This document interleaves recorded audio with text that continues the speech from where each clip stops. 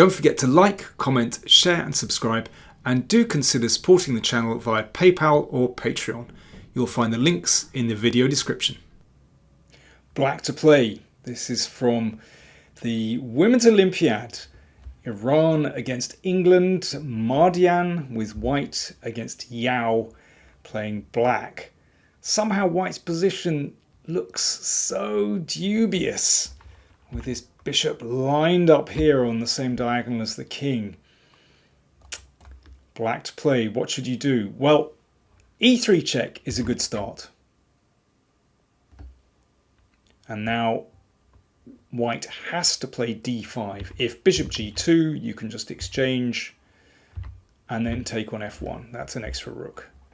So after e3 check here, white has to play d5. Now, here is the crunch moment in the game. This actually happened, but I'm afraid black got it wrong.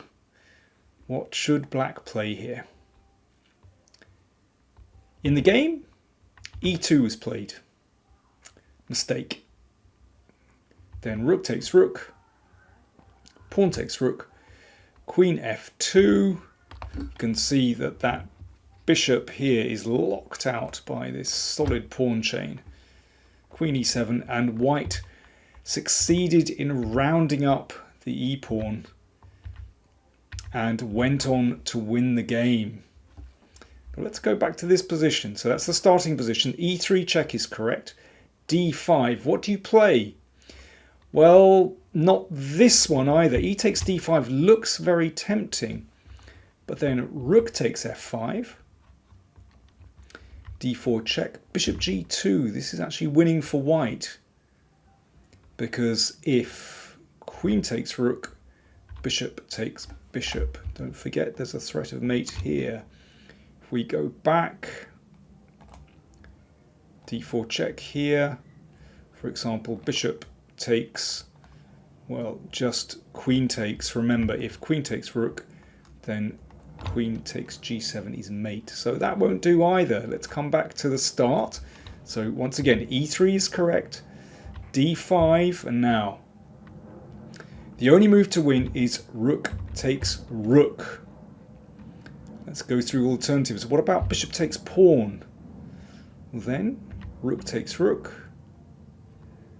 If queen takes, then queen takes bishop. There you go. There you go. The pin comes good.